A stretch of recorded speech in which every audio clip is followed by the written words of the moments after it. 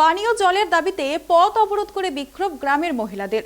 বাঁকুড়া জেলার বড়জোড়া ব্লকের অন্তর্গত খারারি গ্রাম পঞ্চায়েতের নিরিশা গ্রামের মহিলারা পানীয় জলের দাবিতে আজ ফুলবেড়িয়া টু হরিরামপুর রাজ্য সড়ক মেটাপাড়া মোড়ে দীর্ঘক্ষণ দলবদ্ধভাবে পথ অবরোধ করে বিক্ষোভ দেখায়।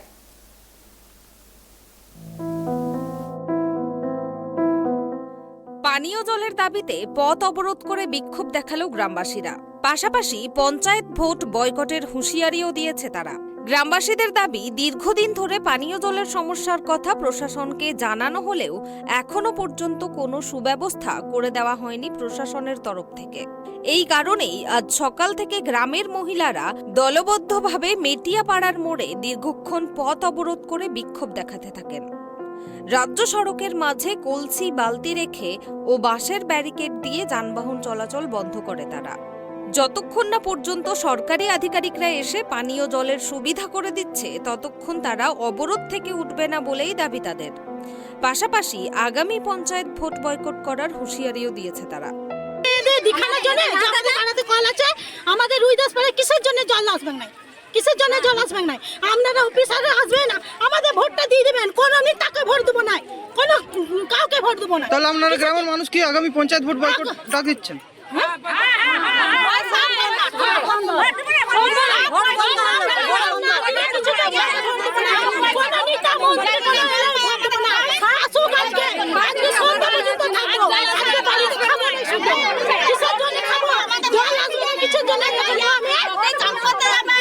আজকের মধ্যে যদি পানীয় জলের ব্যবস্থা না হয় তাহলে আগামী পঞ্চায়েত ভোট দেওয়া বন্ধ বলছে।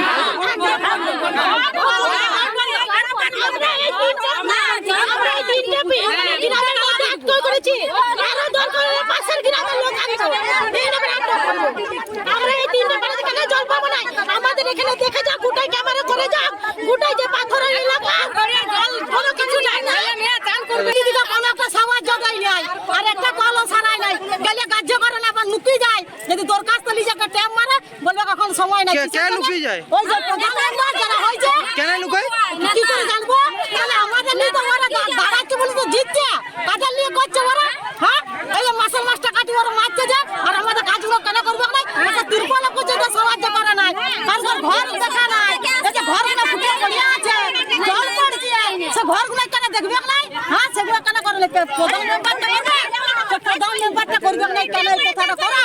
প্রধান মেম্বার কেন আসে না, কেন আসে না, কেন প্রধান মেম্বার আসে না, কেন? হ্যাঁ, একটা দরকার থাকলে না, তিরপল দেয় আজ পর্যন্ত প্রতিবন্ধী লোকদিকে কোনো সাহায্য করে না, কোনো প্রতিবন্ধী মানুষকে সাহায্য করে না, ঘর নাই, প্রতিবন্ধীকে ঘর দেওয়া হয় নাই, প্রতিবন্ধীদের অনেক সাহায্য দিয়েছে, সেগুলো মেম্বার প্রধান দেয় নাই, কেন অনেক কিছু জিনিস আসছে প্রধান মেম্বার মেনে নিচ্ছে, প্রতিবন্ধীকে একটাও সাহায্য করে নাই। এখানে গ্রামে অনেকগুলো প্রতিবন্ধী আছে। এখন আপনারা কতক্ষণ পথ অবরোধ করবেন? সারাদিন জল না দিলে সেই কারণে পথ অবরোধ করছি। আমাদের দীর্ঘদিন ধরে আমাদের পানীয় জল নাই, আমরা পানীয় জল খেতে পাচ্ছি না, তার জন্য আমরা পদবিতে আমরা বিডিওর কাছে গেছি, পঞ্চায়েতে গেছি, দেজুরিয়াতে গেছি, সবখানে গেছি, কারুকে কেউ কিছু করেনি। আমাদের যে প্রধান আছে সে পর্যন্ত বলছে ঠিক আছে আমি দেখছি। একজন যে আমাদের এখানে পঞ্চায়েত মেম্বার হয়েছে সে পর্যন্ত আজ পর্যন্ত, যে এখনো পর্যন্ত আমরা 7টার থেকে অবরোধ করে আসছি, সে এখনো পর্যন্ত একটা খবর নেয়নি যে কি হলো। সেই জন্য আজ আমাদের কাছে ভিডিও কিংবা ডিএম আসুক, এসে আমাদের দরখাস্ত লিখে দেয়, আমাদের লিখে দিলে আমরা কথা বলি। আজ এই এত বড় গ্রামটা মুচিপাড়া, বাবুপাড়া, মেটাপাড়ায় মাত্র 2-4টি কল, এত বড় পাড়াটাতে, তাছাড়া কল নাই। তাহলে আজ যদি পথ অবরোধ আমরা না করি তাহলে আমাদের আর হবে। আর আজ যদি আমরা ছেড়ে দিই না, আমাদের পুলিশ বসে আছে যে না ওরা কতক্ষণ ধৈর্য নিয়ে থাকতে পারে, আমাদের মেয়েদের ধৈর্য। আমরা সারা দিন এখানে বসে থাকবো, তবু কিন্তু আজ পথ অবরোধ ছাড়বো না।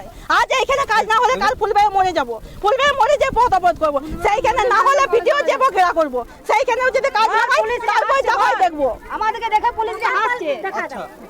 বলো আর কি সমস্যা রয়েছে? আজ ওইটি শুধু জলের সমস্যাটা আমাদের বেশি, জল নাই, আমরা জল পাচ্ছি না, অনেক কিছু সমস্যা আছে তো, কিন্তু সেটা দেখতে হবে না, কিন্তু পানীয় জলটা দেখ, আমরা এই বাচ্চাগুলো খাওয়াবো কি?